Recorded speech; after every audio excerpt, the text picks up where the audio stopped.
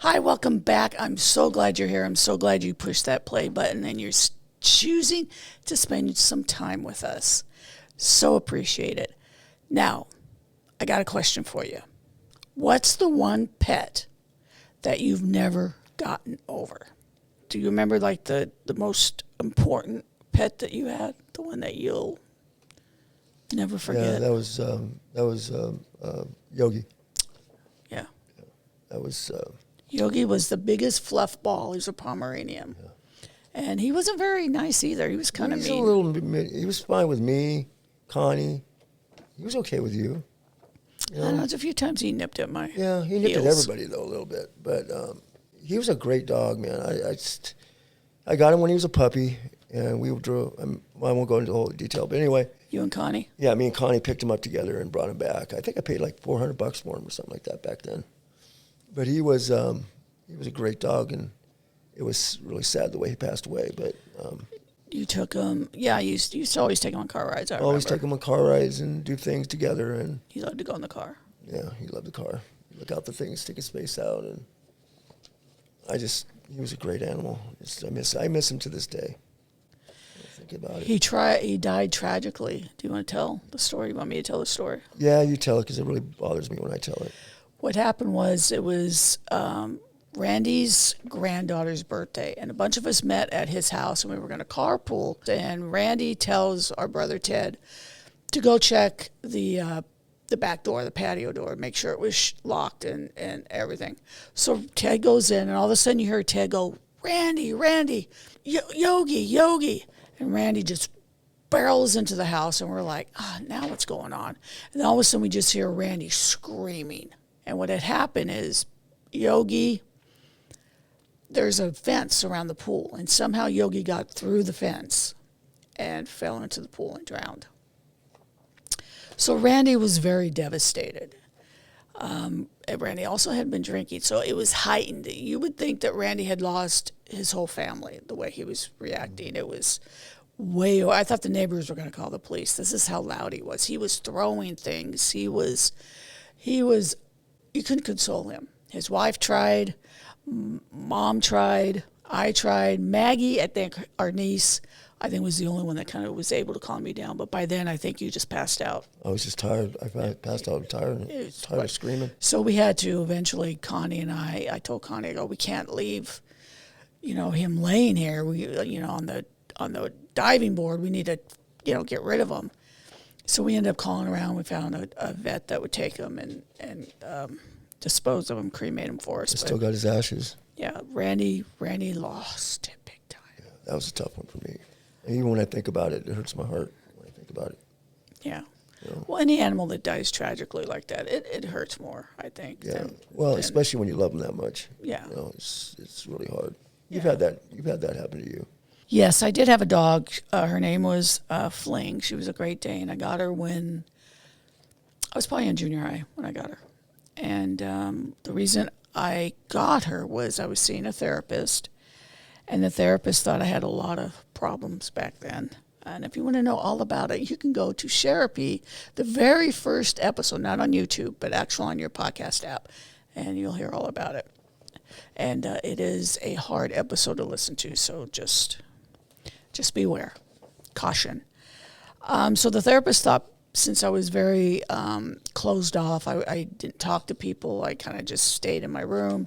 I was just pretty much a recluse. I just didn't have anything to do with anybody. I refused to go to school. So the therapist thought by maybe getting me a Great Dane that was, you don't see every day, it may bring me out of my shell, which it did, because everywhere we went with Fling, everybody would say, is that a pony? Is that a dog or a horse? I heard it all the time. But it got me to talk to people, and it got me out of my shell, and it did work a lot, and she was a great protector. She protected all of us. She slept with me, did everything. I trained her. I spent 24/7 with this dog. I love this dog. And one day, a neighbor went into our backyard to pick some peaches or something and didn't shut the gate. So Fling would jump up on the gate, and it would open. And it opened because it wasn't locked. And she left. And when she got out, she got hit by a car.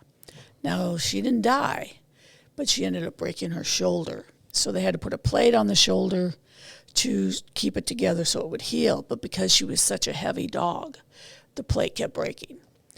And because she was such a heavy dog and it was on the front leg, they couldn't amputate the leg because she wouldn't be able to walk around on 3 feet. And of course, this was before they had, prosthetics and stuff for dogs now. So we had to put her to sleep. Yeah. And it was so devastating for me. I found that neighbor and I remember yelling at him. And he's like, I closed the gate. And I go, she's dead because of you. I mean, I just totally went off on this guy. And it was hard. It was hard. The next animal I had was Julie. Originally, her name was Lucy. Julie I had in Ohio. My sister had given me a cat when I got there. The cat had kittens, and Julie was one of the kittens. And she was the runt. And I had to kind of help feed her and everything because the other cats wouldn't let her in, and she was getting weak. So obviously, I became attached, and I kept her. And we had her. I mean, she was the greatest cat. She was just such a good cat. And moved back home, and she came with us, drove across the country together, and had to sneak her into the hotel rooms. She ended up getting sick, and we had to put her to sleep on Mom's birthday, actually. And it was not, to sit there and watch them give her the shot and pass away. It's something that it's just, you never get over it. It's just such a hard feeling. And animals, you love them as much as your children. Yeah. You really do. It's the heartbreak. It's just, it's. Like I got, Angel right now. Yeah. So. You raised Angel like I raised Julie. Yeah, just like since she was born. She was 4 days. I started taking care of her after she was born. And I'm kind of want to hopefully, I know this sounds sad, but I hope that she dies before I do because I don't want to go through all that pain. And plus, you mean you want to die before her? Well, if I die before her, she's going to have a tough time moving on with her life. She'll probably die very soon after I die, I think. I don't think she'd last very long. Yeah, she don't go on anybody but to you. I don't know. It's gonna hurt my heart when she passes away, though. And my thing is, I don't think I'll get another animal after that either. Because I got Stevie, and Stevie's got a long time left. So animals, to me, fill that spot in your heart that you just can't feel sometimes. Even though if your life's even going well. Well, it's just if you love animals, you get it. If you don't, it's kind of hard to explain it. What an animal and how you love animals, it's unconditional love. It's just like, especially when you get older, animals become such part of, like with Mom, up until her last dog, Josie, Mom never had a pet, ever. No. Ever had a pet. And she's just something to take care of. And I think a lot of people, when they hit retirement stuff, they just want to take care of somebody, and that somebody needs them. We still got Josie. Josie, the pets that we have now, Josie was my mom's dog, and I promised Mom, that I would always take care of Josie no matter what. She don't like a lot of people. Josie never has. She doesn't like kids, that's for sure, and she don't like other animals. Mm-hmm. No, she's very... Took me a while to get her to like me. She likes you. She still doesn't like my brother Ted. She's iffy with Connie. But Mom loved Josie. I mean, Josie was her life. It really was.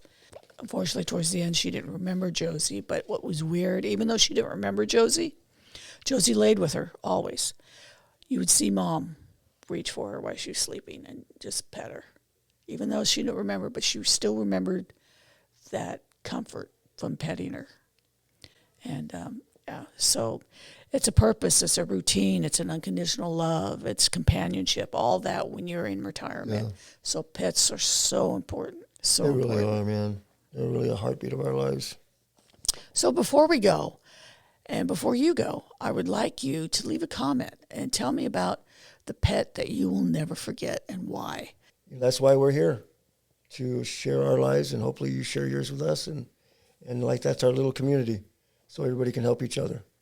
So yeah, whether your pet had fur or feathers or fins or 4 paws, we want to hear about how special those pets were to you. We really do. Tell us their names and one thing about them that made them special. It's fun for us because we like to hear those stories. And other people like to listen. So thank you for listening today. I really appreciate it. Very I'm much glad so. you took the time to sit down and watch this episode. Don't forget to subscribe if you enjoyed it. We hope you have a great week, great weekend, and we'll see you here next time. Yes, and like my sister says every time before we sign off is, Always remember to embrace your voice. yes, ma'am. Bye, everybody. Bye, everyone. Hey, thanks for hanging out with us for a bit.